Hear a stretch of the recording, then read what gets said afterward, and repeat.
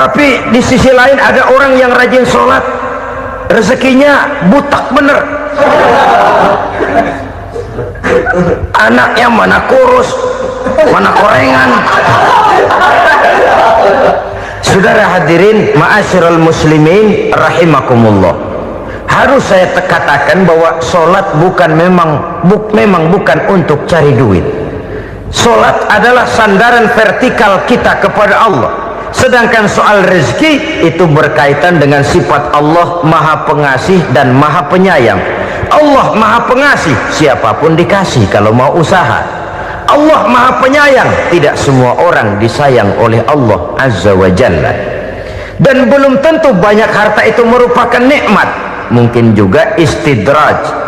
Artinya istidraj itu dikasih tapi diambulin, kalau bahasa Betawinya itu. Dikasih tapi diambulin, itu bukan merupakan nikmat sesungguhnya, lebih merupakan azab dari Allah Subhanahu wa ta'ala. Islam positif untuk mendapatkan ketenangan. Ala inna bizikrillahi tatmainnul qulubi, bahwa ketahuilah bahwa dengan banyak mengingat Allah, hati akan tenang, jiwa akan lapang, nuansa pikiran akan luas. Karena yang namanya bahagia ada dimanapun manusia berada. Di kampung ada bahagia, di kota ada bahagia, di ngarai, di lembah, di gunung, di hutan, di lautan, di angkasa luar, dimanapun bahagia itu ada kalau kita bermodalkan hati yang lapang ini. Dan hati akan lapang kalau kita dekat dengan agama. Dekat dengan harta buat sementara hati mungkin tenang, tapi ketenangan yang relatif dan temporer. Apalagi orang tiap kali tambah harta, tiap kali tambah rencana, itu wajar. Mungkin sebelumnya saudara berpikir, kalau punya duit 5.000 enak nih. Begitu punya duit 5.000, aduh sayang kalau 10.000 aja. Tiap kali tambah harta, tiap kali lain rencana. Makin banyak rencana, makin menjauhkan kita dari yang namanya ketenangan. Padahal ketenangan merupakan unsur utama untuk mencapai bahagia. Dan ketenangan itu bermuara dalam hati manusia. Tengoklah kehidupan ini. Orang yang banyak harta dengan orang miskin, berbedakah rasa sakit yang mereka tanggungkan? Rasanya tidak. Walaupun si kaya tidur di kasur empuk berselimutkan sutra mahal, sementara si miskin meringkuk di balai bambu yang keras dan kasar. Apabila maut datang, dia juga tidak pernah pilih bulu. Maut datang menjemput si kaya di singgasana keemasannya, dikelilingi oleh para pengasuh, dayang dan idang serta para pengawal. Dan maut pun datang menjemput si miskin papa, sehingga ia tergelepar di tepian jalan. Kedua-duanya bernama mati. Kalau nyata bahwa sakit yang ditanggung si kaya tidak beda dengan sakit yang ditanggung si miskin, bukan harta semata yang membuat orang bahagia. Hati yang tenang, jiwa yang lapang penuh kedamaian, karena banyak berzikir dan mengingat Allah, itu merupakan modal utama untuk mencapai sesuatu yang bernama bahagia.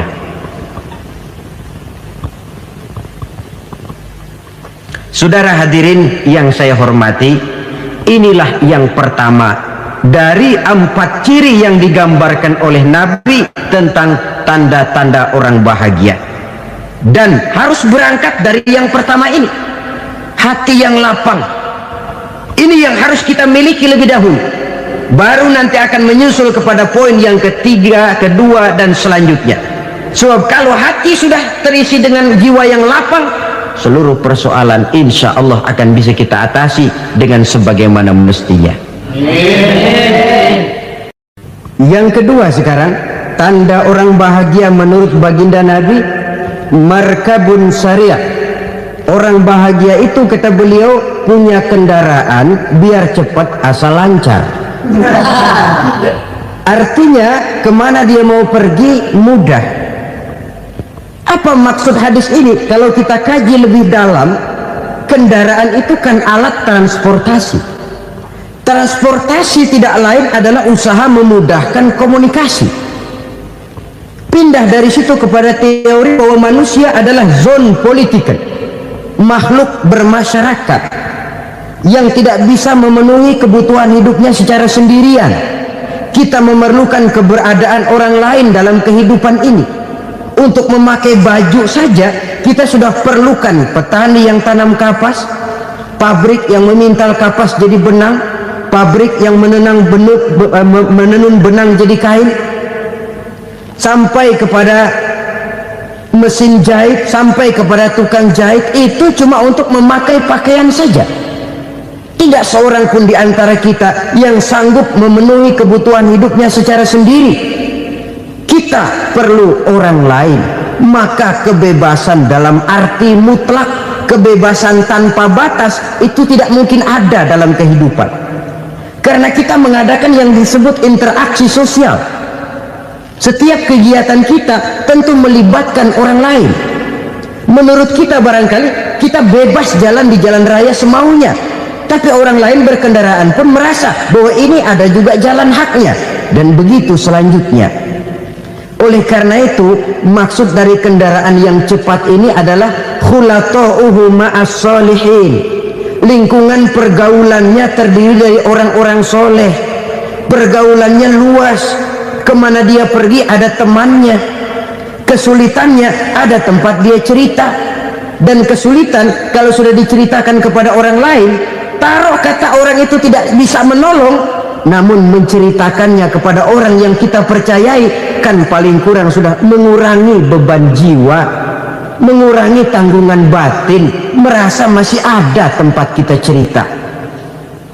Maka lebih baik orang awam yang mau bergaul ketimbang orang setengah alim tapi ngunci pintu, sebab nantinya akan timbul sikap picik, cupik pandangan, dan tidak luas menghadapi kenyataan dalam kehidupan ini. Namun yang harus kita garis bawahi, pergaulan memang mesti luas, namun jangan sekali-kali lupa bahwa pergaulan sangat besar pengaruhnya dalam ikut membentuk kepribadian manusia. Sehari-hari bisa kita bilang, kalau kita dekat sama tukang minyak wangi, sekalipun nggak dibagi minyaknya, baunya tentu dapat. Betul? Tapi dekat sama tukang elas, walaupun nggak kena apinya, asapnya mesti kena. Kalau Syauqi mengatakan lebih jelas lagi, man asyaral asyrafa asa musyarrafan wa muasyiral anzali ghairu musyarrafin. Awalam taral jildal hakira muqabbalan bisagri lamma sara jildal mushaf. Siapa yang bergaul dengan orang mulia, dia bakal ikut menjadi mulia. Tapi siapa yang berteman dengan orang hina, dia tidak bakal ikut menjadi mulia. Tidakkah kau lihat, kata Syauqi, kulit kambing yang hina pun dicium orang ketika menjadi kantong Quran.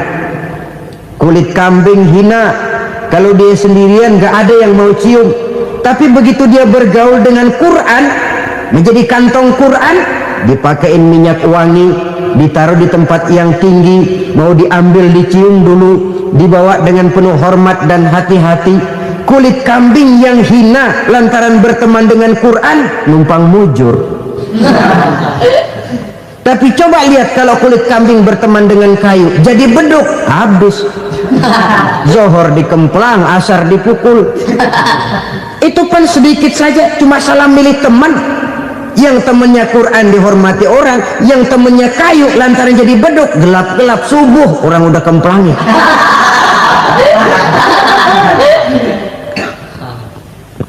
Maka terutama kepada adik-adik remaja yang masih mencari identitas diri, yang ibarat kaset masih kaset kosong, mudah diisi oleh apapun, pandai-pandailah memilih teman dalam bergaul. Karena banyak orang yang tadinya baik-baik, ketika terseret dalam pergaulan dengan orang yang tidak baik, kebaikannya menjadi lentur dan luntur. Tapi berapa banyak bajingan-bajingan tengik, orang-orang yang berlumur noda dan dosa, tiap hari melakukan maksiat, namun bergaul dengan orang yang baik-baik, pada akhirnya sedikit demi sedikit beringsut dan berangsur dia terbiasa mengikuti kebaikan-kebaikan. Saya tekankan ini kepada remaja karena mereka masih mencari identitas diri. Apa yang mereka lihat mereka mau, apa yang mereka dengar mereka ingin tahu. Coba lihat kehidupan remaja. Pulang nonton film Rambo, pengen jadi Rambo, gagah, maunya belekai melulu. Pulang nonton film Superman, pengen bisa terbang. Pulang nonton India, nyanyi melulu. Wajar, mereka masih mencari identitas diri. Saya ini sebenarnya siapa? Lingkungan, pergaulan akan membentuk itu. Karena itu pandai-pandailah bergaul, karena ia sangat besar pengaruhnya dalam ikut membentuk kepribadian manusia.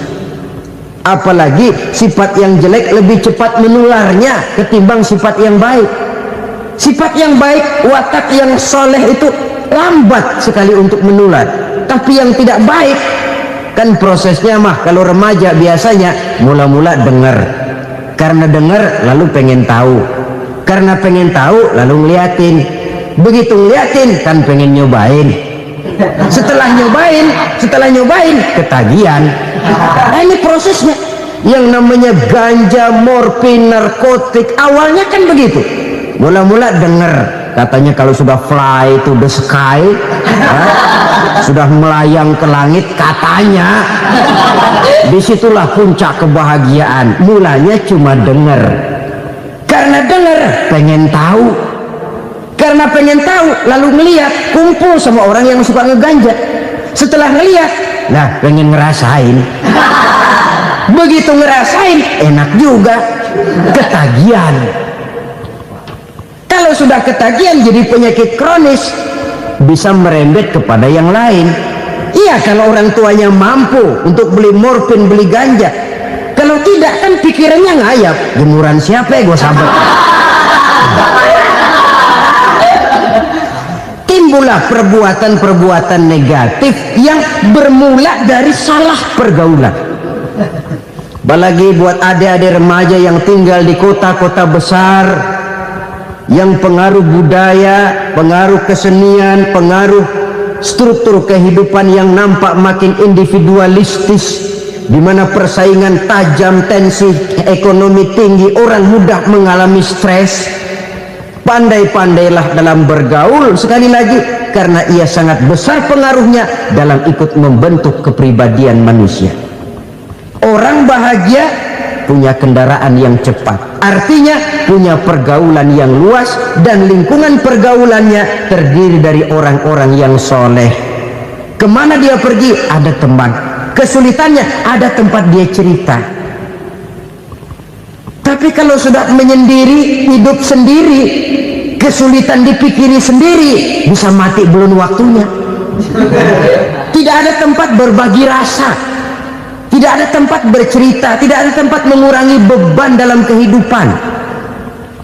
Pantas betul kalau Islam sangat menggalakkan dan menganjurkan orang kalau sudah sampai waktunya itu untuk melangsungkan nikah. Kata Nabi, ya ma'syaras sabab man istata'a minkumul ba'at falyatazawwaj. Hai para pemuda, kalau sudah mampu memberi nafkah, kawinlah, nikahlah kamu. Kenapa? Sudah ada teman hidup, tempat berbagi rasa.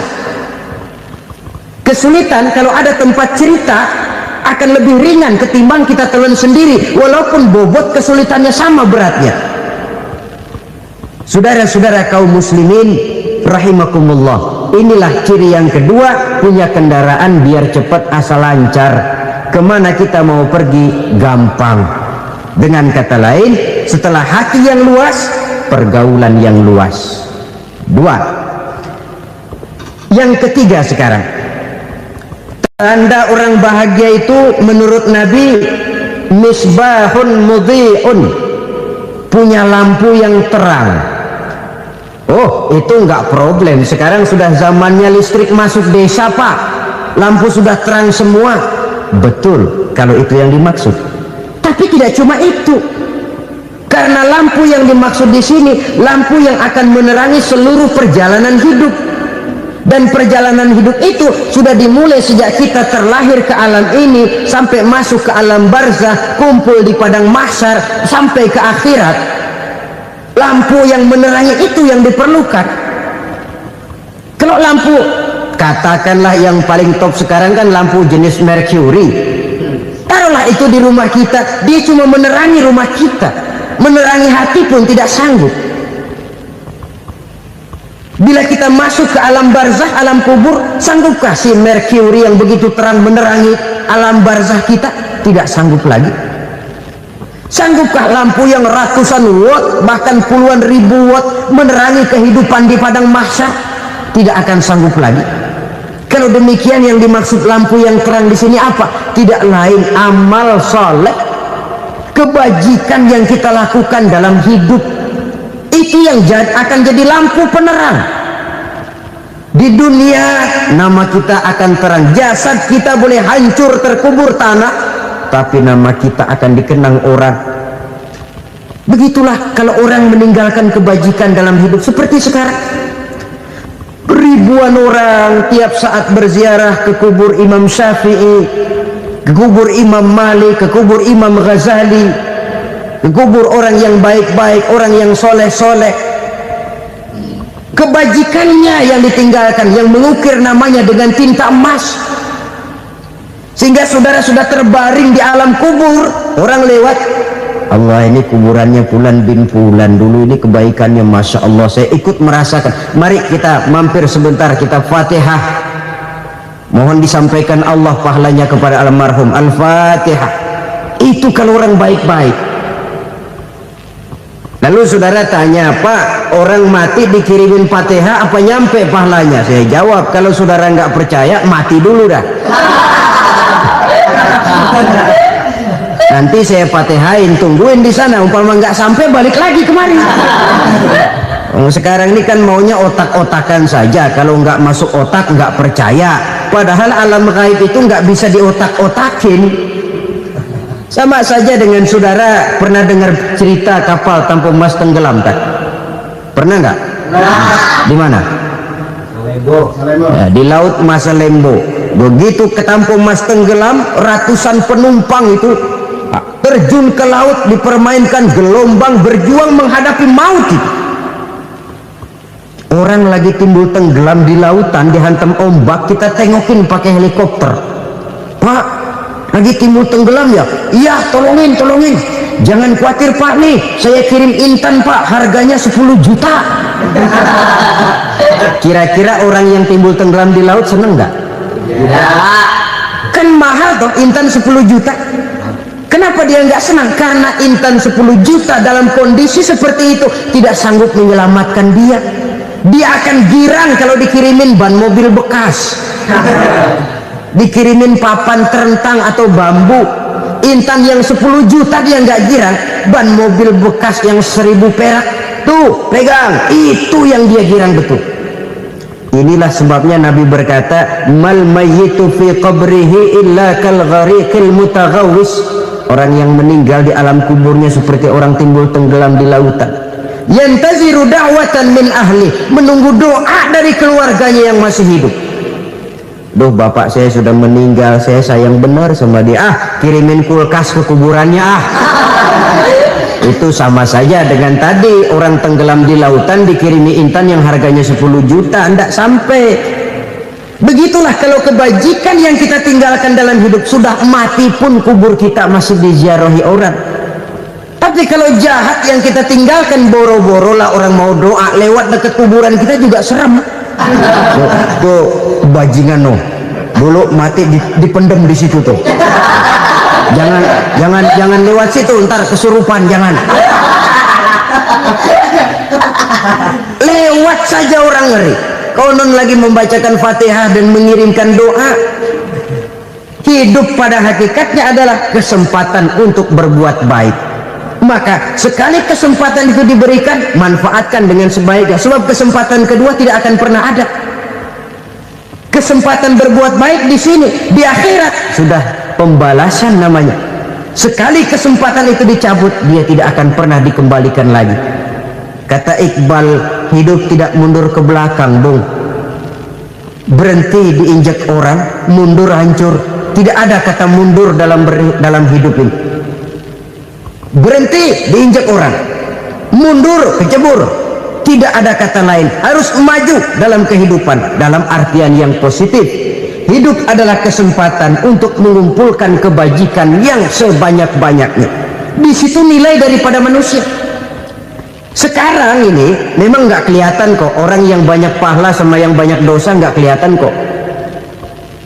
Barangkali kalau habis bikin dosa palanya pada benjol, mungkin orang takut sama dosa. Tapi sekarang sama saja, orang yang banyak dosa dengan yang nggak banyak dosa jalan bareng dari belakang, sama, nggak kelihatan beda.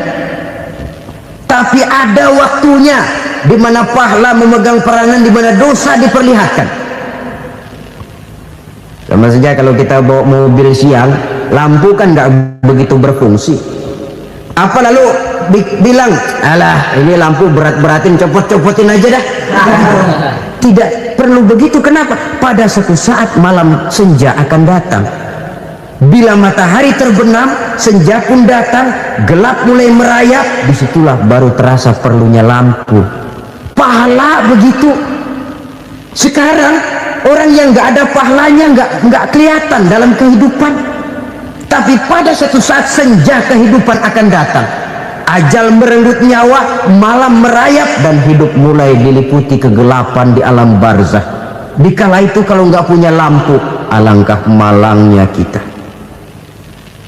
Sebab amal yang baik, kata Nabi, di alam barzah itu akan diciptakan menjadi perempuan yang cantik menemani kita. Amal yang jahat akan menjadi orang yang paling jelek nemenin kita.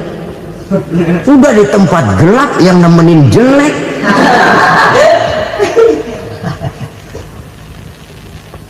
Kaum muslimin rahimakumullah, kalau demikian masalahnya, tergantunglah kita pandai memanfaatkan waktu. Al-waktu kasayf, waktu itu cepat sekali. Yang namanya waktu itu tahu-tahu udah tahun 87, tahu-tahu udah begitu, tahu-tahu yang kemarin anak-anak sekarang udah pada punya anak. Tahu-tahu saja itu. Begitu cepat waktu berlalu. Kalau tidaklah pandai kita memanfaatkannya, akan rugi kita. Nabi bersabda, man kana yaumuhu khairun min amsihi fahuwa rabih. Barang siapa yang hari ini lebih baik daripada hari kemarin, itu orang untung. Hari ini lebih baik daripada kemarin, bulan ini lebih baik dari bulan kemarin, tahun ini lebih baik dari tahun kemarin, itu orang yang beruntung. Tahun kemarin sembahyangnya maghrib doang, sekarang udah tambah isya. Tahun kemarin cuman Idul Fitri aja ngancem bener, sekarang udah tambah Jumat, lalu tambah lagi maghrib, tambah lagi isya, dan selanjutnya. Hari ini lebih baik daripada kemarin, itu orang yang beruntung. Wa man kana yaumuhu mislu amsihi fahuwa khasir. Lalu barang siapa yang hari ini sama saja dengan hari kemarin, itu orang rugi. Hari ini sama dengan kemarin, rugi itu. Bulan ini begitu, bulan kemarin begitu, tahun ini begitu, tahun lalu juga begitu. Rugi itu orang. Rugi apa? Rugi umur. Umur tambah, amalan nggak pernah tambah. Dan saya pikir lebih merupakan azab ketimbang nikmat kalau orang dikasih panjang umur cuma untuk numpuk dosa. Mending mana? Panjang umur banyak dosa sama pendek umur dikit dosa? Mending mana? Mending mana? Ya, paling mending tentu panjang umur banyak pahala. Tapi kalau tidak, sekali lagi, lebih merupakan azab ketimbang nikmat kalau orang diberikan panjang umur tapi cuma untuk sekedar menumpuk dosa. Kehilangan kesadaran bahwa dunia bukan terminal akhir dari satu perjalanan. Dia cuma halte di mana kita berhenti sebentar untuk menuju kepada terminal yang hakiki. Saudara-saudara kaum muslimin rahimakumullah, inilah lampu yang akan menerangi kehidupan. Amal yang kita lakukan di dalam kehidupan. Jadi yang dimaksud dengan lampu yang terang, kebajikan yang kita kerjakan dalam hidup. Nah, Setiap orang di awal tadi saya bilang ingin bahagia. Bahagia itu kan hakikatnya kumpulan senang dan selamat. Senang, selamat. Apa bedanya? Senang tapi tidak selamat, nggak bahagia. Selamat tapi nggak senang, nggak bahagia orang. Contoh, kalau orang korupsi, duitnya banyak, senang dia, tapi keselamatannya. Ada tentara baris di samping rumahnya udah bingung, padahal tentara latihan. Tentara cuma latihan, dia bingung. Senang, tapi karena keselamatannya tidak terjamin, dia tidak bahagia. Sebaliknya pegawai negeri jujur benar, cuma segaji-gajinya, selamat nggak korupsi, tapi melarat, ya nggak bahagia juga, kurang senang. Kesenangan dan keselamatan untuk dunia saja, ya sekali lagi, kalau cuma sekedar untuk dunia saja, bisa dibeli pakai uang. Bisa dibeli pakai uang. Saudara ingin selamat, bisa dibeli pakai uang. Saudara ingin senang, bisa dibeli dengan uang. Tapi setelah mati, masuk ke alam barzah, habis kekuasaan uang. Nggak bisa lagi beli keselamatan pakai uang, tidak mungkin lagi membeli kesenangan dengan uang. Di situ pahala yang megang peranan. Makin banyak pahala, makin banyak saham untuk membeli kesenangan dan keselamatan, untuk memperoleh yang namanya bahagia. Dan jangan lupa loh, di alam barzah kita nggak sebentar, menunggu datangnya kiamat. Loh iya, kalau kita begitu dikuburin terus kiamat datang, untung. Tapi kalau masih harus 1000, 2000, puluhan ribu tahun yang akan datang, dalam satu penantian yang begitu lama, tanpa saham untuk memperoleh kebahagiaan, satu kemalangan yang tidak ada pernah putus-putusnya. Janganlah tergelincir oleh kebahagiaan sebentar yang menipu dengan mengorbankan kebahagiaan hakiki yang berjangka panjang. Apa artinya senyum sejenak kalau harus ditebus dengan tangis seumur hidup? Biarlah kita minum jamu, pahit memang, getir memang, tapi kan besok badan sehat. Daripada sekarang minum sirup, manis memang, enak memang, tapi bibir pada jontor besok. Sirawan, batuk, nggak karu-karuan. Banyak orang tertipu oleh kesenangan yang sebentar. Padahal laisa kullu ma yalma'u zahaban, belum tentu semua yang berkilat itu emas, belum tentu semua yang gemerlap itu intan. Karena itu marilah manfaatkan kesempatan yang diberikan Allah ini untuk mengumpulkan kebajikan yang sebanyak-banyaknya. Yang terakhir sekarang, yang keempat, tanda orang bahagia kata Nabi, zaujatun salihah. Orang bahagia itu tanda yang keempat kata Nabi, punya istri biar cakep asal taat. Udah surga itu, cakep taat. Istri kayak gitu, kalau belum mati jangan dikuburin dulu. Sudah cakep taat lagi. Tapi kadang-kadang enggak, udah jelek ngadat melulu. Apa yang mau dipilih? Sebab itu Quran mengatakan istri pakaian untuk suami, suami pakaian untuk istri. Kenapa suami istri diibaratkan pakaian? Alangkah tingginya gaya bahasa Quran ini. Suami istri teman hidup, hidup perjalanan panjang. Sejak kita dalam rahim sudah ada hidup kan di sini.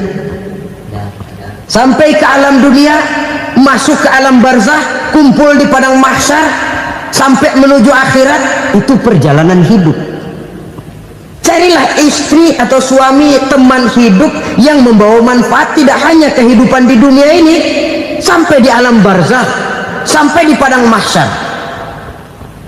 Suaminya mungkin meninggal lebih dulu, atau istrinya mungkin meninggal lebih dulu, tapi suami atau istri yang masih hidup berbuat kebajikan. Suami saya meninggal, ada hartanya, saya sedekahkan, niat pahala untuk almarhum suami saya. Ini teman hidup, tidak dibatasi dan tidak bisa dipisahkan oleh maut sekalipun. Zohirnya mungkin pisah, badannya mungkin pisah, tapi hatinya, jiwanya, kebersamaannya dalam menghadapi kehidupan Karena itu saudara-saudara, bahasa Quran indah. Suami istri diibaratkan seperti pakaian. Apa fungsi pakaian? Pertama, pakaian jadi kebanggaan. Artinya suami harus menjadi kebanggaan istri, istri harus jadi kebanggaan suami. Yang kedua, pakaian itu kan fungsinya menutup aurat. Artinya sesama suami istri harus saling menjaga kekurangan masing-masing. Jangan malah sesama suami istri saling membongkar rahasia dan aibnya sendiri-sendiri. Istrinya diceritain jeleknya di mana-mana, atau suaminya dibongkar rahasianya di pasar umum. Itu sudah tidak lagi berfungsi sebagai pakaian. Kenapa semua ini diperlukan? Karena kita menyadari bangsa yang baik terdiri dari masyarakat yang baik. Masyarakat yang baik merupakan susunan dari warga yang baik. Warga yang baik adalah terdiri dari rumah tangga yang baik. Dan rumah tangga yang baik merupakan susunan dari pribadi yang baik. Dari situ langkah dimulai. Membangun satu bangsa yang baik diawali dengan membangun rumah tangga yang baik, dengan menciptakan pribadi-pribadi yang baik. Sehingga dari sini diharapkan berkembanglah nilai-nilai kebaikan. Orang akan bahagia mempunyai istri yang soleh. Kenapa? Tidak ada seorang suami bisa sukses jadi apapun dia, apapun profesinya, dokter kah, kiai kah, mubalik kah, petani kah, pengusaha kah, pejabat tinggi kah. Tidak ada seorang suami yang bisa sukses tanpa peran serta istrinya. Walaupun memang peranan itu tidak begitu kelihatan, tapi sangat menentukan. Al-Quranul Karim memberikan tuntunan dan ajaran kepada kita bahwa orang-orang yang memperoleh kemenangan itu tidak lain adalah orang-orang yang bertakwa. Hanyalah mereka yang bertakwa kepada Allah Subhanahu wa ta'ala pada akhirnya akan tampil sebagai pemenang. Lalu siapa orang yang bertakwa itu? Dijelaskan dalam awal-awal Al-Baqarah, orang yang bertakwa yang akan meraih kemenangan. Pertama, allazina yu'minuna bil ghaib, yaitu orang-orang yang beriman kepada yang gaib, percaya bahwa ada alam yang gaib, alam yang abstrak, alam yang tidak bisa dijangkau oleh salah satu daripada panca indera kita. Mereka percaya dan beriman kepada adanya malaikat, beriman kepada adanya iblis dan jin, beriman kepada adanya alam kubur, beriman kepada adanya alam mahsyar, beriman kepada adanya alam akhirat, beriman kepada adanya surga dan neraka. Beriman bukan cuma sekedar beriman dalam ucapan bibir saja, tetapi beriman yang nilai iman itu mampu mewarnai gerak dan gaya hidupnya. Iman yang meresap sampai ke tulang sumsum, kemudian memberikan dampak positif di dalam kehidupan manusia. Alam, kita tahu, adalah sesuatu yang selain Allah. Dan Allah bukanlah alam. Apapun namanya selain daripada Allah, itu adalah alam. Alam pada hakikatnya terbagi menjadi dua. Ada alam syahadah, alam nyata, alam konkret, alam yang bisa dijangkau oleh salah satu indera kita. Kemudian ada alam ghaib, alam yang tidak bisa dijangkau oleh panca indera kita, alam metafisika, alam abstrak, alam yang wajib kita imani keberadaannya. Kita percaya bahwa malaikat itu ada, kita percaya kepada jin, bahwa jin itu ada, kita percaya kepada adanya iblis dan setan. Bukan percaya kepada iblis dan setannya, percaya bahwa iblis dan setan itu ada. Itu termasuk salah satu daripada sifat orang yang bertakwa kepada Allah. Saudara-saudara kaum muslimin rahimakumullah, kecenderungan pembangunan yang lebih bersifat materialistis biasanya menggeser aspek kehidupan rohani. orang berpikir empiri, dan dalam pola pikir yang demikian maka alam gaib tidak lagi mendapat perhatian. Aspek kehidupan yang bersifat rohaniyah malah mulai ditinggalkan. Akibatnya terjadilah kepincangan di dalam kehidupan kita. Pernah ada satu pengalaman pribadi dalam perjalanan kembali ke tanah air. Dalam pesawat di sebelah kanan saya duduklah seorang Jerman namanya Heiner Simonsen. Iseng saya ajak kenalan, saya ajak ngobrol, saya tanya dia. Saya bilang, Mas Heiner ini, kalau pesawat yang kita tumpangi ini jatuh ke bawah, kira-kira apa yang bakal terjadi, Mas? Dia bilang, kita semua akan mati. Begitu? Iya. Oke. Apa itu mati? Tanya saya. Dia bilang, untuk tahu apa itu mati, kita harus tahu lebih dahulu apa itu hidup. Saya pikir nih bule bisa ngomong juga. Baiklah kata saya. Apa hidup menurut Anda itu? Oh, hidup itu dia bilang, kalau seluruh anggota badan kita bekerja secara normal, paru-paru memompa darah secara normal, jantung berdetak secara normal, sel-sel tubuh bekerja secara fit, dan organisme tubuh hanya mau bekerja secara normal, dia bilang, kalau kita memberi makan yang cukup, menu yang teratur, dan gizi yang lengkap. Saya bilang, kesimpulannya apa, Ner? Dia jawab, hidup adalah dari tangan ke mulut. Life is from the hand to the mouth, kata dia. Hidup adalah dari tangan ke mulut. Jadi masalah hidup tidak lebih daripada masalah isi perut. Orang pergi pagi, pulang sore, peras keringat, banting tulang, perut yang dibelain. Saya bilang, you are wrong. Sampean salah, Ner. Kamu orang Islam bukan? Bukan. Pantas. Kenapa saya salah? Dia bilang, ya jelas salah. Salahnya di mana? Kamu ini manusia. Kalau hidup cuma dari tangan ke mulut, saya bilang, kambing di kampung saya juga begitu pikirannya, Ner.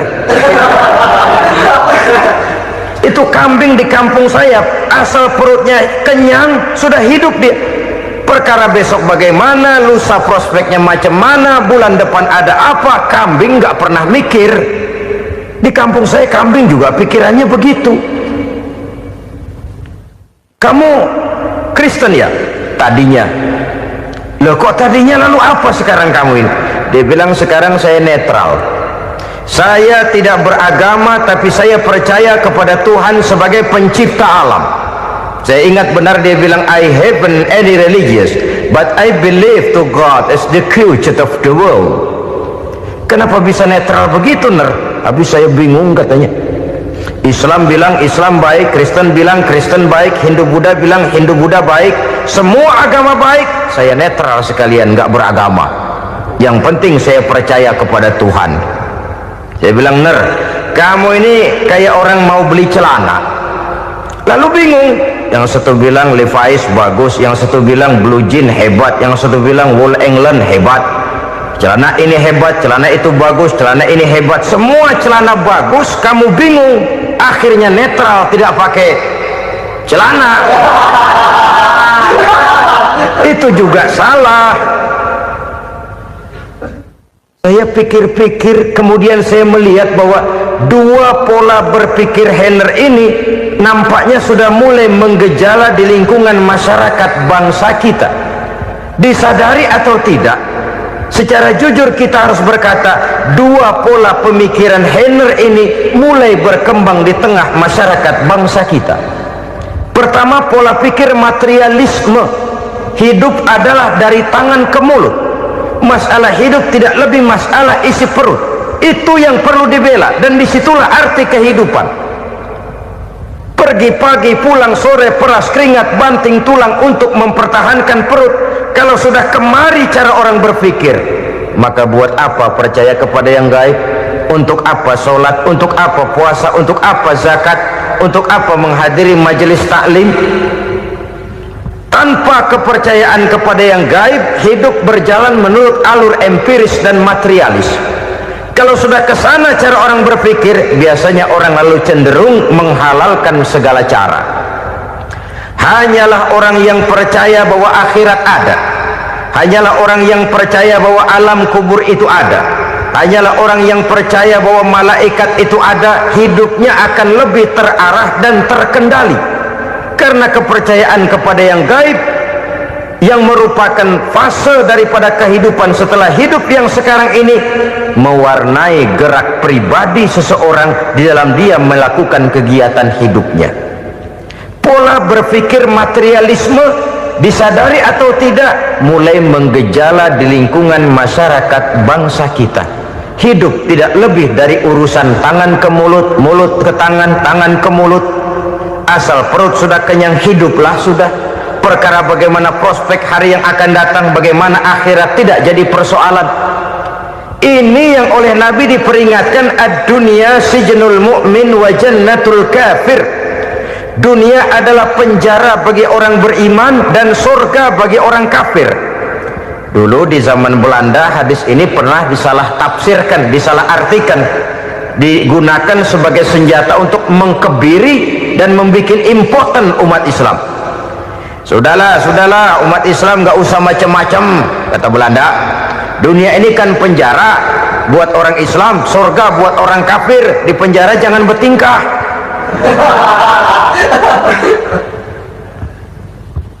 Pengertiannya tidak begitu. Dunia adalah penjara bagi orang mukmin. Artinya dalam kehidupan dunia seorang mukmin tidak bebas memperturutkan hawa nafsunya, di penjara hawa nafsunya. Sebaliknya surga bagi orang-orang kafir. Buat orang kafir surgalah dunia ini. Mereka bebas memperturutkan hawa nafsunya, dilarang tidak terlarang, dicegah pun tidak tercegah. Mereka hidup menurut alur bisikan nafsu mereka sendiri. Kemudian bila ajal datang, maut merenggut nyawa, selesailah surganya sampai di situ. Maka bagi orang-orang yang tidak percaya kepada adanya akhirat, kepada adanya alam gaib, surganya sebatas umurnya.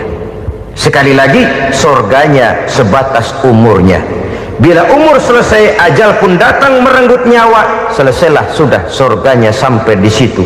Alangkah pendeknya perjalanan orang-orang yang tidak percaya kepada alam gaib ini. Bagi kita mukmin, jikalau kita mampu memenjarakan hawa nafsu, kita bisa bahagia di dunia ini. Dan Islam memang tidak menyuruh kita sengsara di dunia. Raih dunia, kejar dunia, gapai dunia sebagai alat untuk mencapai kebahagiaan di akhirat nanti. Hidup adalah satu perjalanan panjang yang terbentang sejak kita terlahir dari alam rahim sampai kepada alam akhirat nanti. Andai kata kita gagal meraih kebahagiaan di dunia, toh kita masih punya akhirat. Tapi jangan jadi dalil yang melemahkan semangat. Biarin dah kita di dunia kebelangsak, yang penting akhirat. Akhirnya dunia benar-benar kebelangsak.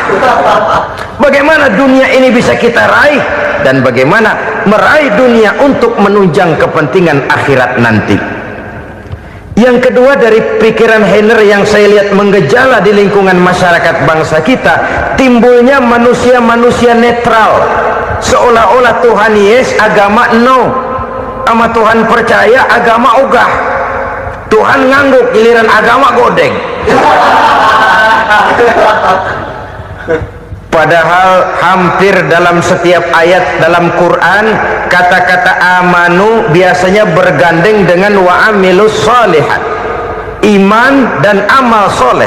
Ini sebagai isyarat Tuhan dan agama jangan pernah dipisah-pisah.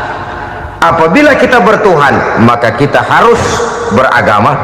Apabila kita beragama, maka agama itu harus bersumberkan dari Tuhan yang kita imani itu. Tidak mungkin kita pisah, Tuhan yes, agama no. Sama Tuhan percaya tapi agama bikin sendiri. Sembayangnya cukup bengong 2 jam madep mulon.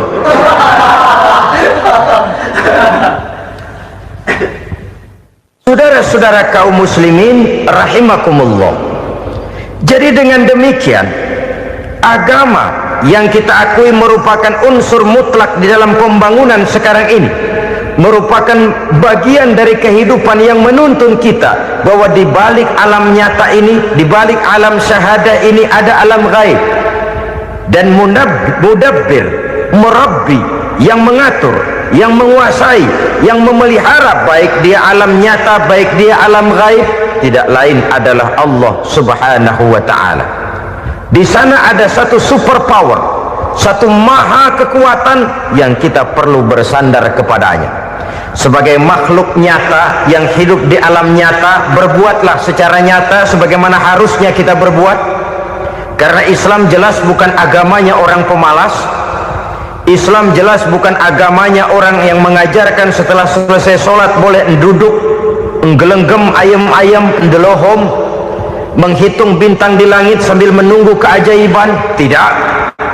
Islam adalah agama yang mengajarkan apabila sholat sudah selesai kamu kerjakan, bertebaranlah di permukaan bumi, cari karunia Tuhanmu. Jangan hidup berpangku tangan menunggu keajaiban, karena hidup bukan undian.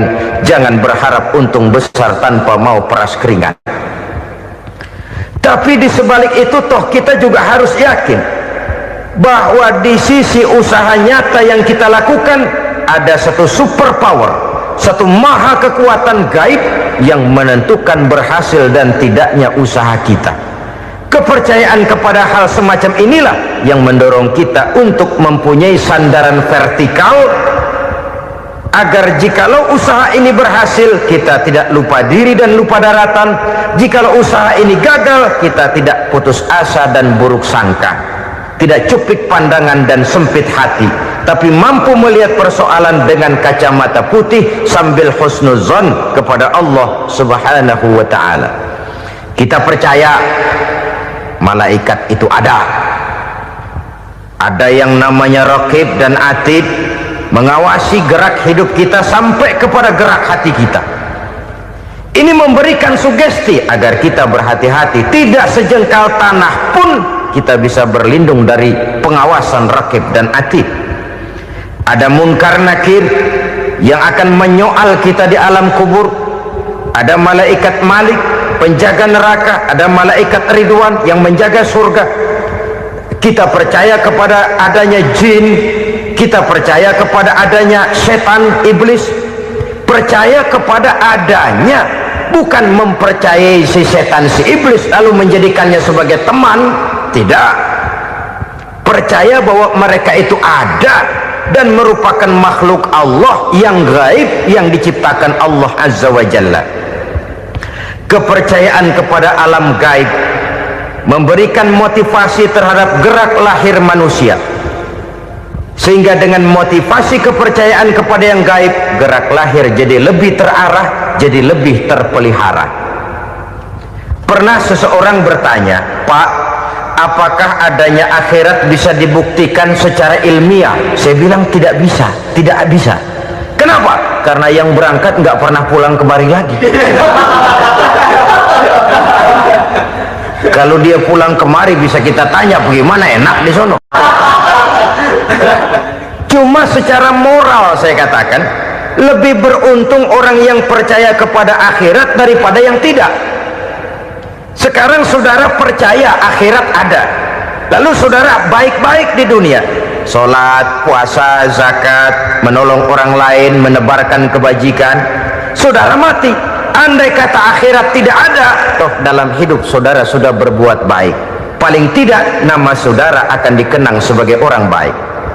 Sebaliknya, saudara percaya, kata saya, bahwa akhirat tidak ada, lalu hidup semau-maunya, tenggelam dalam maksiat dan munkarat, menentang Allah, tidak mau ruku dan sujud, lalu saudara mati, kemudian akhirat ada, ayo mau apa? Bekal tidak punya. Jadi secara moral lebih beruntung orang yang percaya kepada adanya akhirat daripada yang tidak percaya. Dan itu alam gaib yang tidak bisa dibuktikan secara eksat. Jangankan untuk membuktikan seperti itu, dalam kehidupan sehari-hari saja yang kita rasakan tidak selalu berbentuk toh. Angin, bagaimana sih bentuknya angin? Kita tidak tahu. Merah, buktinya kalau dikerok merah.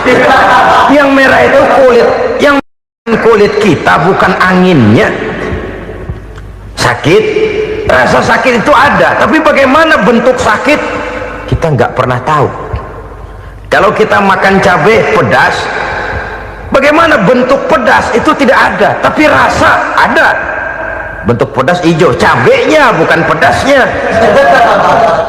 Tidak semua yang kita rasakan bisa kita gambarkan dalam bentuk yang konkret.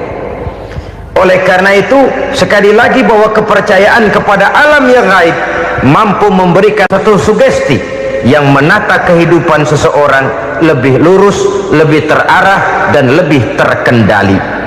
Maka wajar kalau kepercayaan kepada yang gaib mengantarkan seseorang untuk meraih kemenangan. Kenapa? Dia percaya kepada yang gaib, bahwa akhirat ada, bahwa alam kubur ada, bahwa pertanggungan jawab itu ada. Maka dia lalu tidak hidup saenae udele dewe gitu loh. Tidak hidup menurut seleranya sendiri, terarah, teratur. Ini cirinya yang pertama. Orang bertakwa yang akan meraih kemenangan, mereka beriman, mereka percaya kepada yang gaib. Bahkan hal-hal konkret saja selalu berangkat dari yang gaib. Saudara-saudara, para remaja, para pemuda sekarang ini tidak pernah tahu toh siapa yang akan jadi teman hidup saudara. Kita bisa saja ngerancang, mentargetkan, tapi toh akhirnya yang namanya jodoh bukan kekuasaan kita. Rezeki di luar kemampuan kita. Begitu juga ajal, maut, jodoh, ajal adalah contoh-contoh konkret bahwa pada akhirnya yang gaiblah yang menentukan. Bertahun-tahun ngelancong, emang jodoh seret nggak jadi.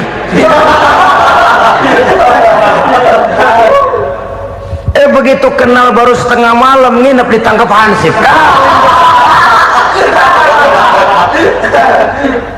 Hal-hal semacam itu kadang-kadang kita berpikir suuzon, gilet, perempuannya cakep banget, lakinya rebek amat. Memang begitulah jodohnya. Memang begitulah jodohnya. Saudara hadirin ma'asyiral muslimin yang saya hormati, jadi hal-hal yang konkret saja kita yakini sepenuhnya ditentukan oleh satu superpower yang gaib itu tadi. Dari sanalah segala ketentuan itu berangkat, dan kesanalah segalanya akan kembali. Maka kepercayaan kepada yang gaib meluruskan gerak hidup seseorang, dan itu akan mengantarkan dia kepada meraih kemenangan. Satu. Yang kedua, wa yuqimuna shalah. Orang bertakwa yang akan meraih kemenangan itu adalah orang-orang yang mendirikan sholat. Kenapa sholat mengantarkan orang untuk meraih kemenangan? Yang jelas, inna sholata tanha anil fahsya'i wal munkar. Sholat mampu mencegah manusia dari perbuatan keji dan munkar. Banyak filsafat hidup yang terkandung di dalam sholat ini. Sejak kita wudhu sampai kita menghadap ke arah kiblat, sampai kita melakukan gerak-gerak sholat, bacaan-bacaan yang ada di dalam sholat, lalu sampai kepada mengucapkan salam. Banyak filsafat hidup yang terkandung di dalam sholat. Umpamanya saja, setelah takbiratul ihram, mulai kita dengan sholat dalam posisi berdiri. Diajarkan dalam kitab-kitab fikih agar kita melihat ke arah tempat sujud. Ini kan filsafat kehidupan.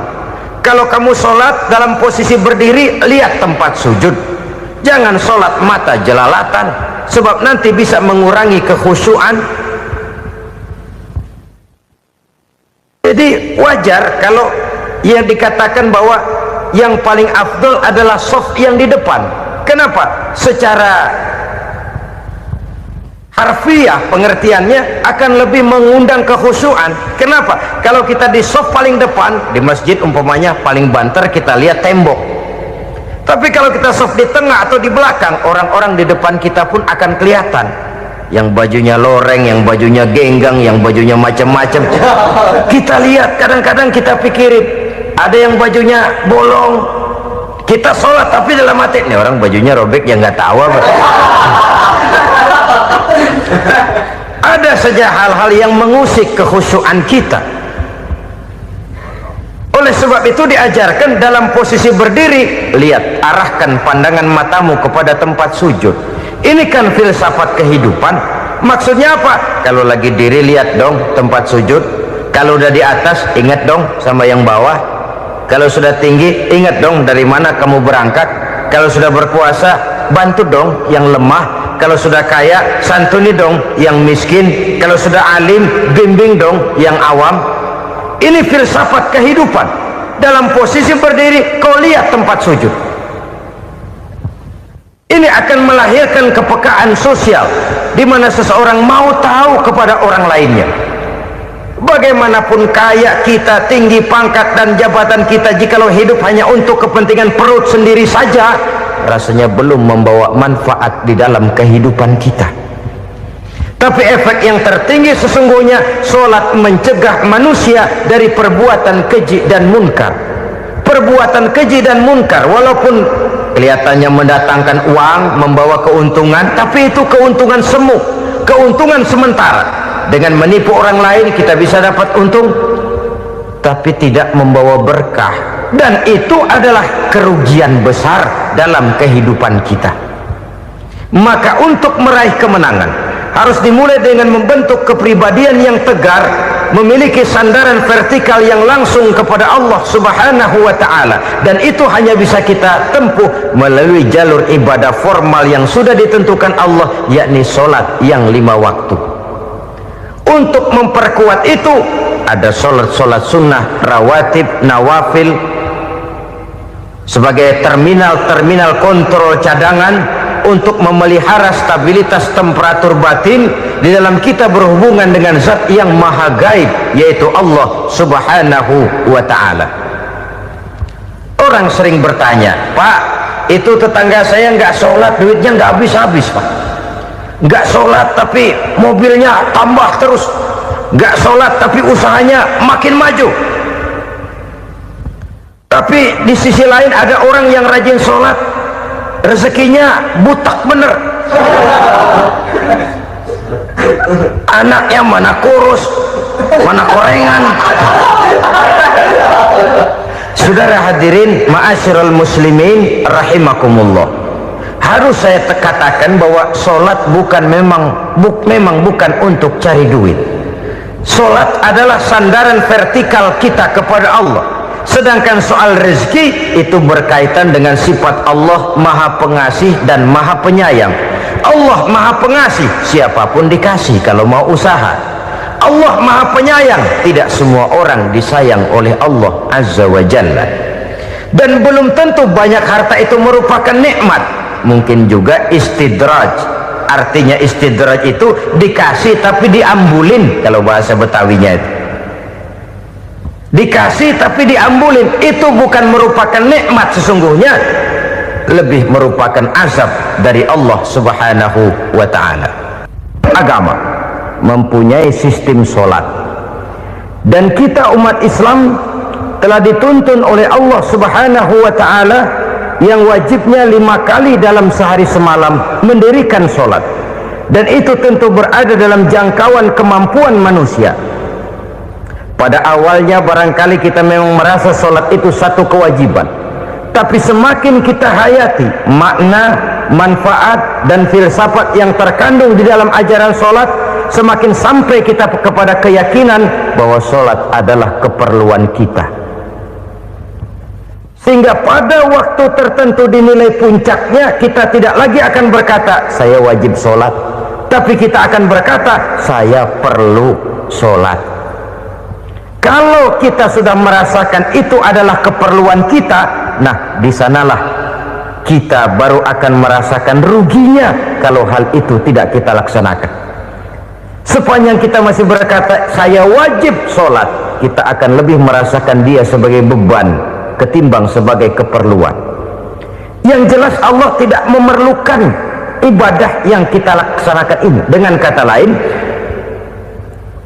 andai kata satu dunia penuh ini orang tidak ada yang sholat satu pun, Allah tidak akan turun dari jabatan Tuhan.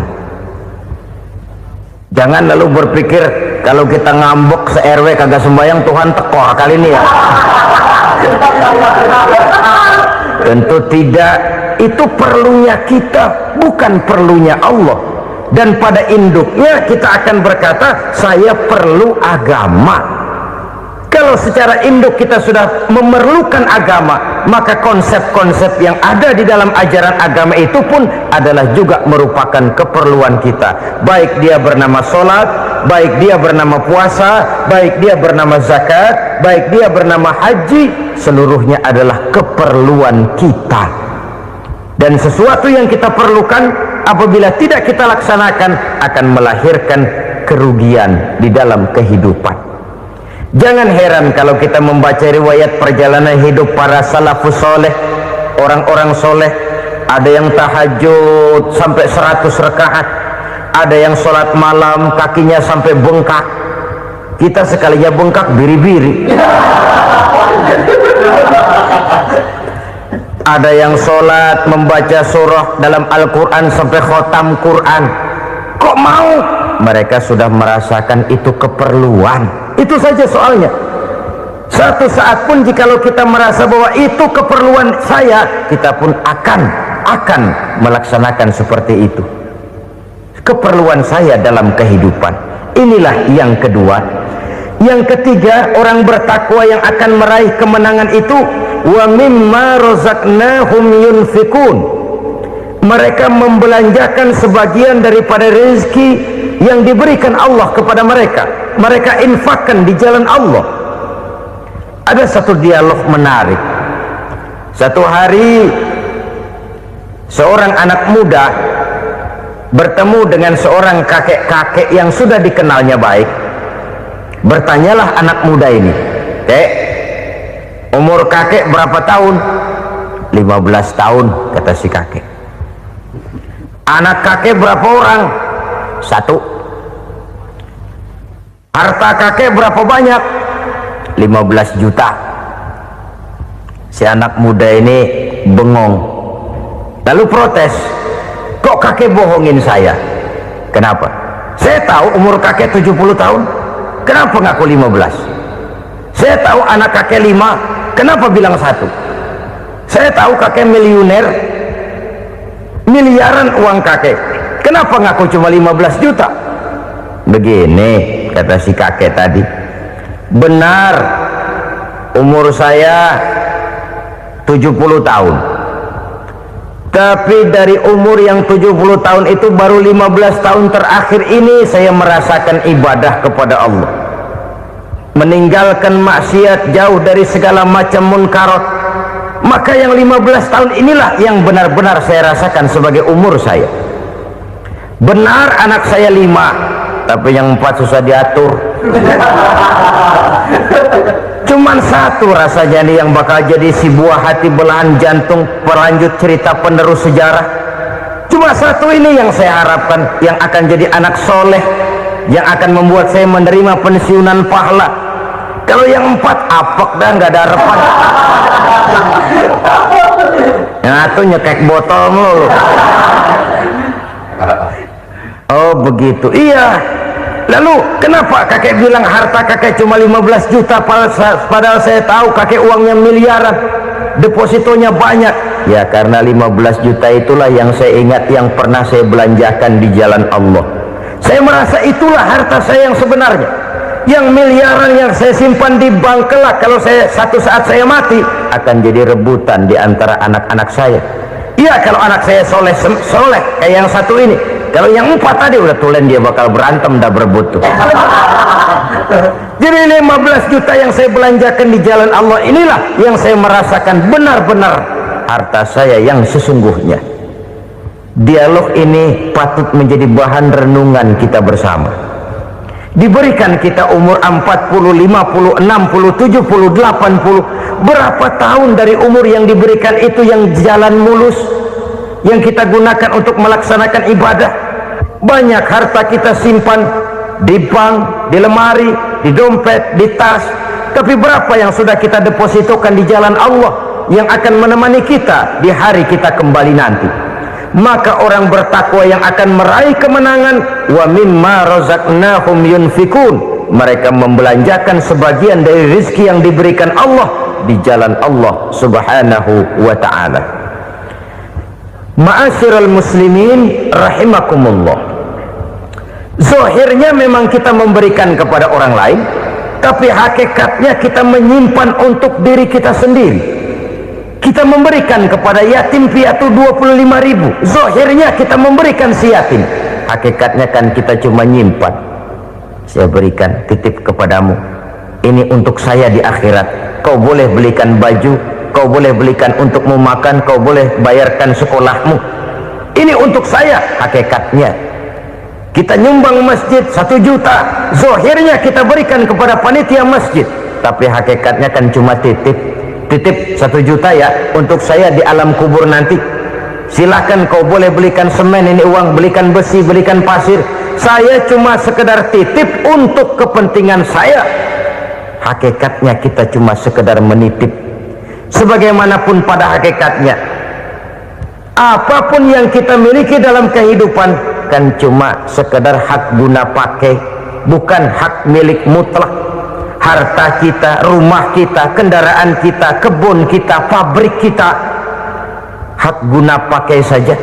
Hak milik mutlak cuma untuk Allah subhanahu wa ta'ala. Saudara-saudara kaum muslimin rahimakumullah, ini yang ketiga. Kemudian yang keempat, orang-orang bertakwa yang akan meraih kemenangan, allazina yu'minuna bima unzila ilaika, mereka yang beriman, mereka yang percaya kepada apa yang telah diturunkan kepadamu Muhammad, ay Al-Quran, yakni Al-Quranul Karim. Setelah percaya kepada yang gaib, mendirikan sholat, kemudian menginfakkan sebagian dari rezeki yang diberikan Allah, mereka juga lalu percaya kepada yang diturunkan terhadap Nabi, yaitu tidak lain Al-Quranul Karim. Sekali lagi di sini, percaya bukan hanya sekedar percaya saja, tetapi percaya lalu menjadikan Al-Quran itu sebagai pedoman hidup. Sebab memang Al-Quran itu adalah GBHM, garis-garis besar haluan muslim. Apa yang harus kita lakukan, apa yang harus tidak kita lakukan, bagaimana mestinya kita bertingkah laku dan berbuat, seluruhnya tercantum di dalam Al-Quranul Karim. Itu sebabnya ketika satu hari Aisyah ditanya bagaimana akhlak Rasul, beliau menjawab, kana Rasulullah sallallahu alaihi wasallam khuluquhul Quran. Akhlak daripada Rasulullah tidak lain adalah Al-Quran. Jawaban simpel ini memberikan gambaran bahwa keseluruhan daripada konsepsi Quran sudah diterjemahkan dalam kehidupan Rasulullah sallallahu alaihi wasallam. Karena kita tahu akhlak adalah keseluruhan dari gerak hidup manusia, sejak ia berpribadi, berumah tangga, bertetangga, bermasyarakat, sampai kepada berbangsa dan bernegara. Al-Quran tetap memberikan sentuhan nilainya. Oleh karenanya, orang-orang yang bertakwa adalah orang-orang yang menjadikan Al-Quran sebagai pedoman dalam kehidupannya. Dan kita yakini Al-Quran diturunkan kepada Nabi Muhammad, bukan merupakan produk Nabi Muhammad. Isi dan redaksinya langsung dari Allah subhanahu wa ta'ala. Kemudian cirinya yang kelima, orang bertakwa yang akan meraih kemenangan itu, wa ma unzila min qablika, tidak hanya sekedar percaya kepada yang diturunkan terhadap Nabi Muhammad yaitu Al-Quran, mereka juga percaya kepada apa yang pernah diturunkan kepada para nabi, kepada para rasul sebelum Nabi Muhammad.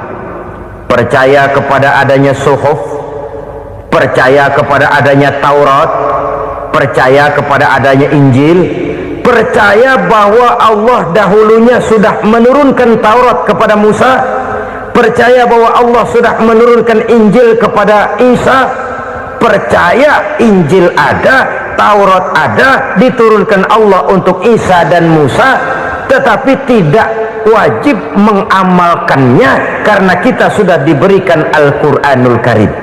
Ini yang perlu saya garis bawahi. Kita percaya Allah telah menurunkan Injil dahulu kepada Isa. Kita percaya bahwa Allah telah menurunkan Taurat dahulunya kepada Nabi Musa. Kadang-kadang ini dijadikan dalih, dikacaukan pengertiannya. Quran saja mengajarkan bahwa orang yang bertakwa harus percaya kepada Injil, maka pakailah Injil. Apalagi kalau ayat sebelumnya ditilap, dihapus, dihilangkan, Injilnya yang ditekankan, maka akan terjadilah penekanan yang salah arah. Karena salah arah akhirnya bisa merusak dan menghancurkan akidah. Ketika Rasul suatu saat pernah ditanya orang, "Ya Rasul, bagaimana sikap kita sebagai muslim terhadap Injil yang ada sekarang?" Beliau menjawab, "La tukadzibuhu jami'an wa la tusaddiquhu jami'an." Jangan didustakan seluruhnya, jangan juga dibenarkan semuanya. Artinya, ini sudah merupakan gambaran dari Rasul bahwa dalam Injil yang ada sekarang masih ada ajaran-ajaran tauhid yang dibawa oleh Nabi Isa dan diajarkan kepada umatnya. Tapi juga dalam Injil yang sekarang ini sudah terkena intervensi dan investasi manusiawi. Karena itu Rasul menyimpulkan, la tukadzibuhu jami'an wa la tusaddiquhu jami'an. Jangan didustakan semua, jangan dibenarkan seluruhnya. Kita memang percaya Allah telah menurunkan Injil kepada Nabi Isa dulu, tapi kita tidak wajib mengamalkan Injil. Kita percaya Allah telah menurunkan Taurat kepada Nabi Musa, tapi kita tidak wajib mengamalkan kitab ajaran Taurat. Yang wajib kita percayai dan kita amalkan hanyalah Al-Quranul Karim. Kenapa? Oleh karena baik yang ada di dalam Taurat, baik yang ada di dalam Injil, tentu tercakup di dalam Al-Quran sebagai kitab terakhir yang diturunkan oleh Allah Subhanahu wa Ta'ala. Dan itu wajar kalau seorang pejabat mau mengeluarkan satu keputusan baru, tentu dia harus meninjau keputusan-keputusan lama. Andai kata dianggap tidak berlaku, dianggap tidak relevan lagi, maka keputusan-keputusan lama itu tentu sudah dianggap tidak berlaku. Sebagian daripada aturan-aturan dalam keputusan lama yang masih dianggap relevan tercantum dalam keputusan baru yang wajib diamalkan. Begitulah hubungannya antara Al-Quran, Taurat, Zabur, dan Injil.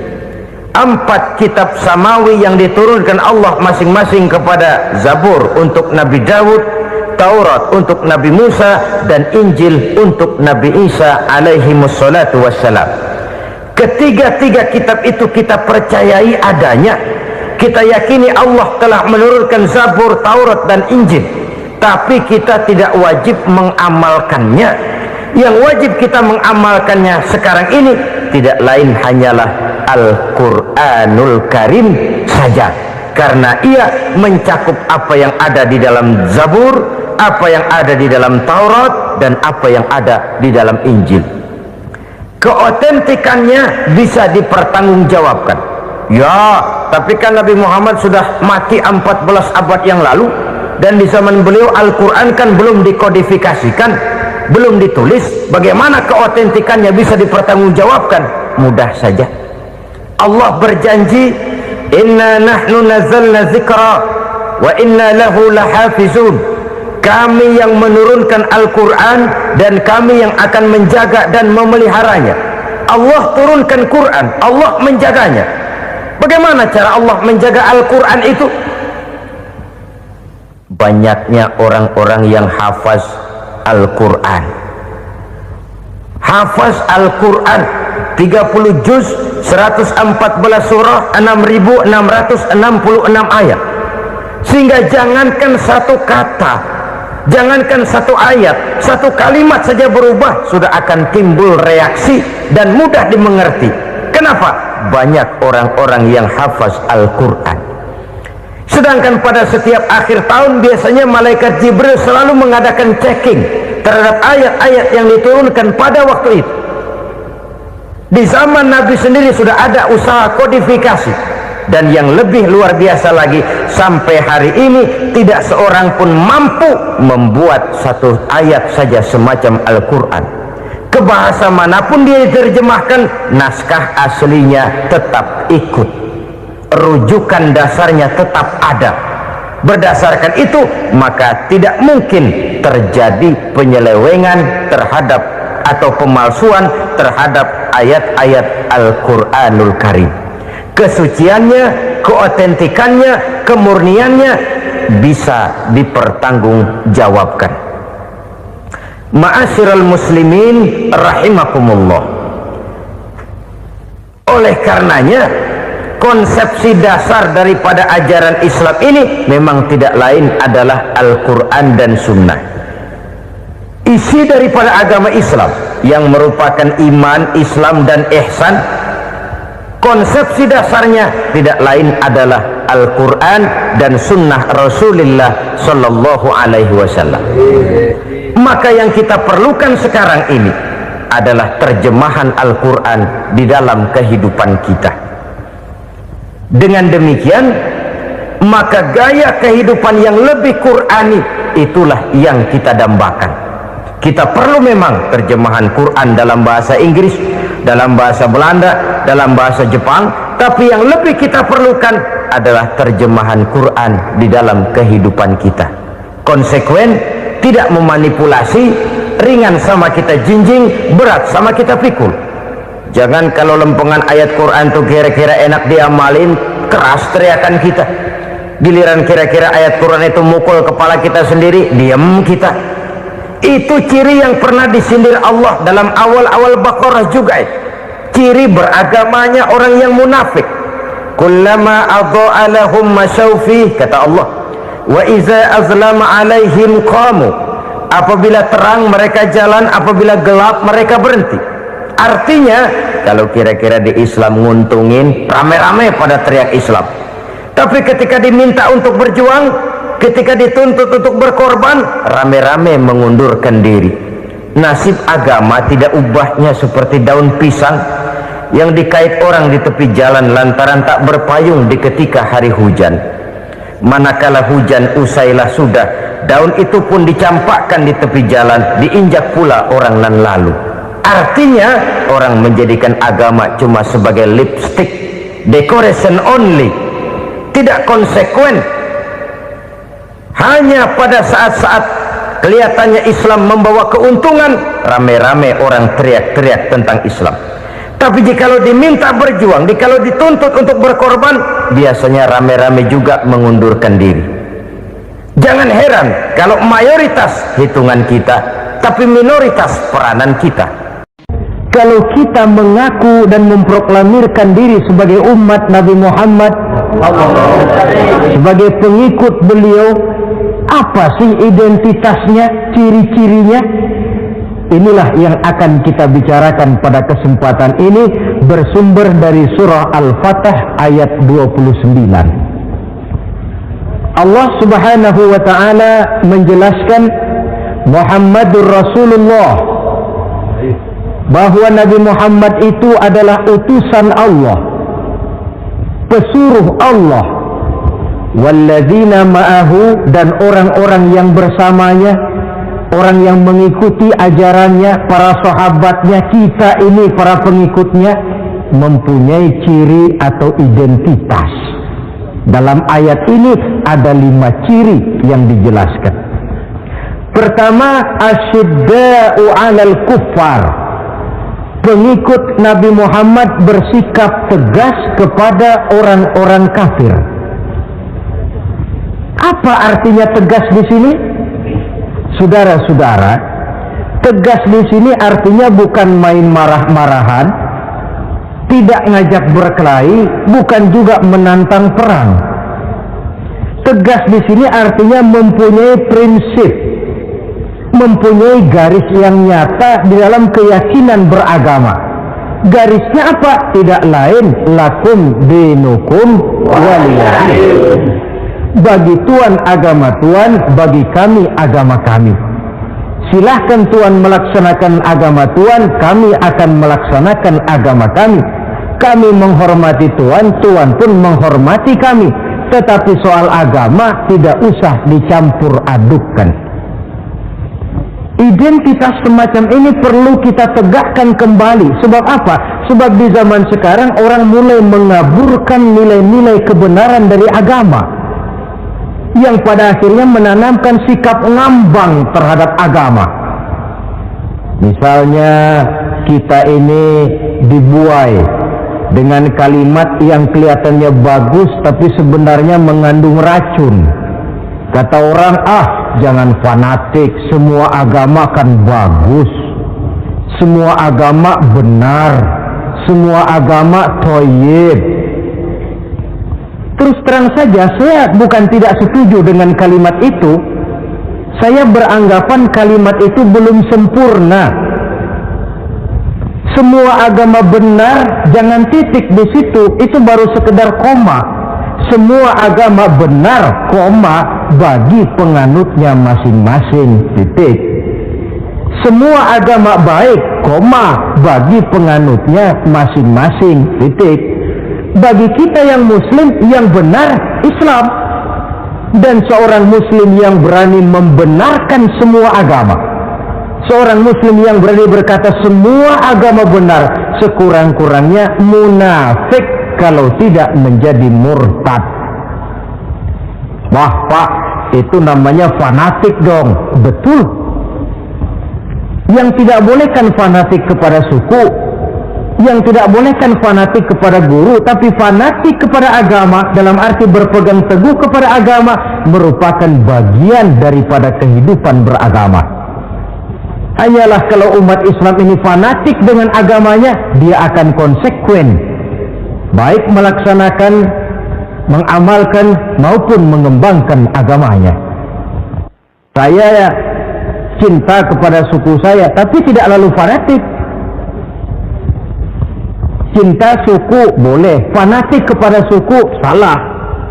Cinta kepada guru bagus, fanatik kepada guru jelek. Cinta kepada agama bagus, fanatik kepada agama wajib. Hanya dengan fanatik kepada agama orang konsekuen. Yang jelek itu kan kalau sudah fanatisme kesukuan. Contoh, misalnya mentang-mentang orang Sunda, lalu ngomong saya ogah dengerin ceramah. Kenapa? Ustaznya bukan orang Sunda sih.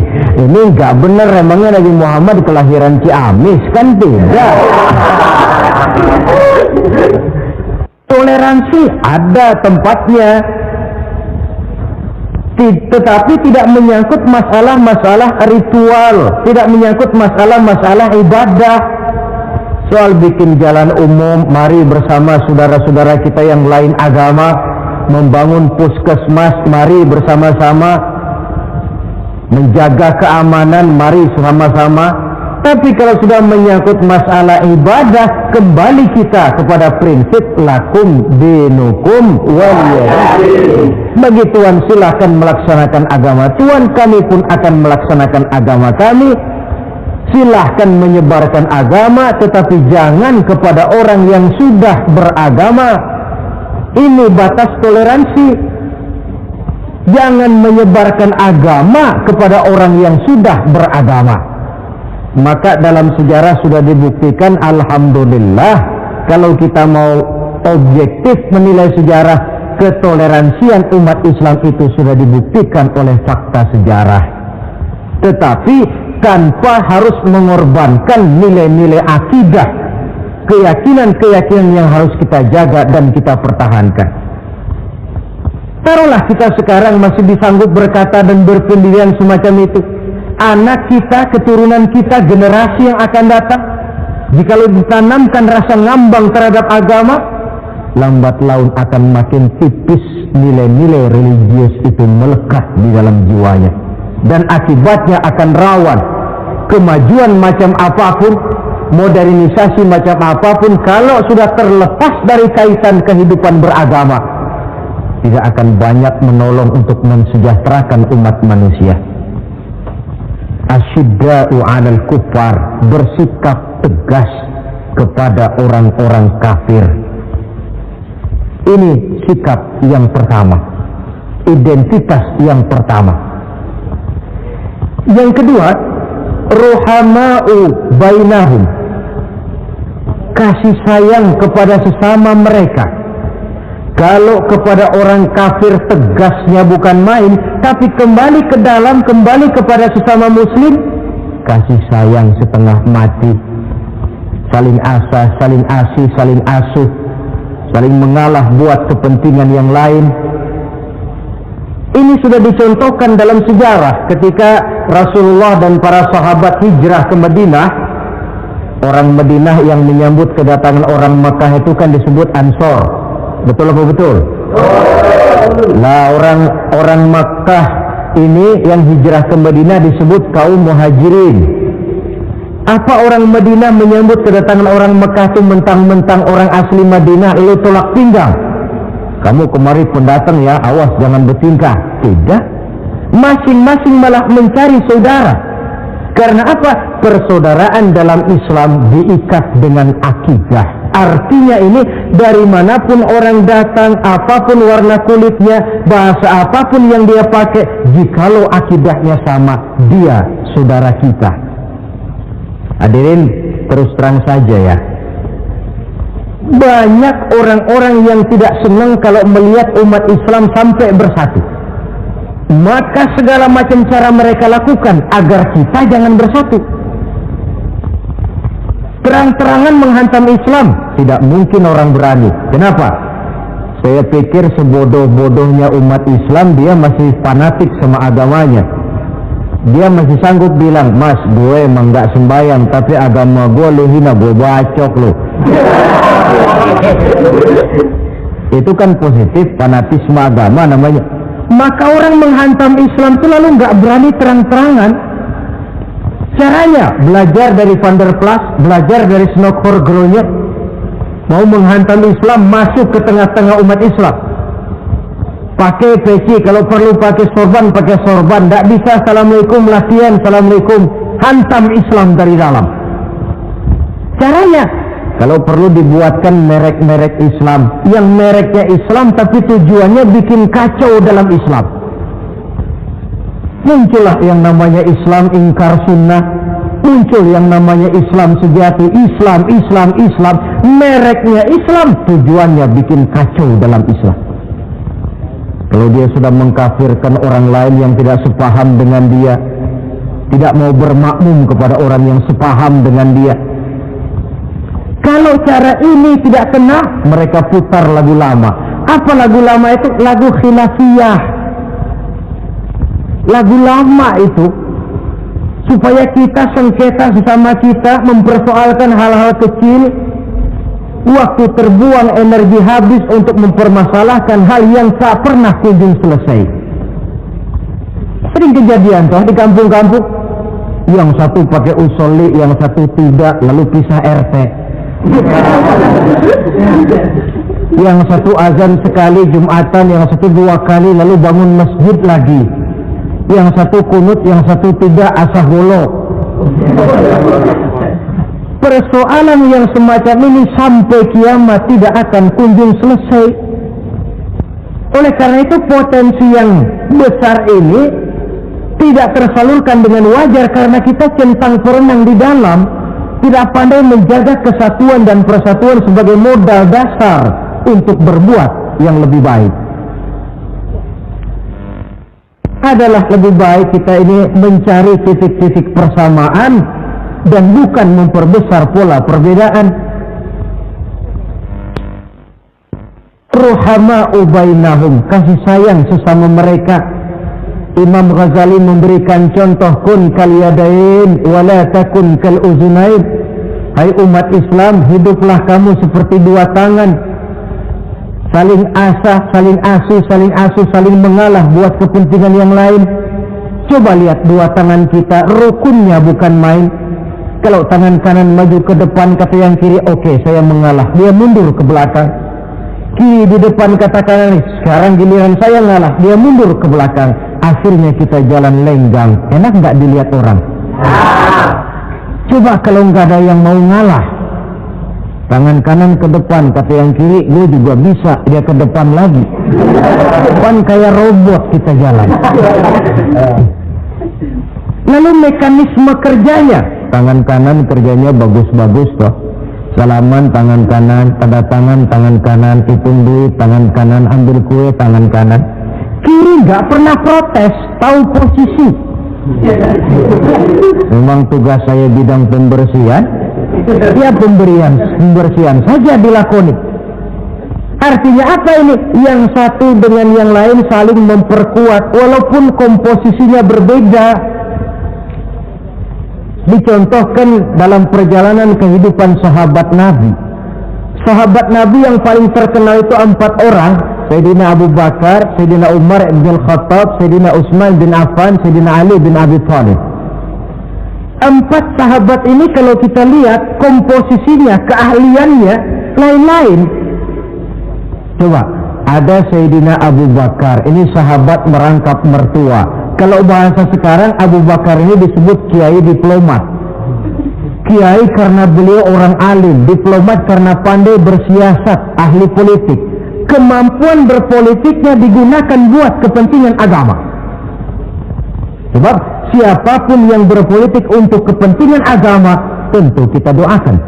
Tetapi siapapun yang jual agama untuk kepentingan politik, kita juga berdoa. Cuma tentu doanya lain dengan yang berpolitik buat agama tadi. Saudara hadirin yang saya hormati, ada Umar bin Khattab. Ini kalau bahasa sekarang disebut imam jenderal ini. Imam tapi jenderal, jenderal tapi imam. Kenapa imam? Karena dia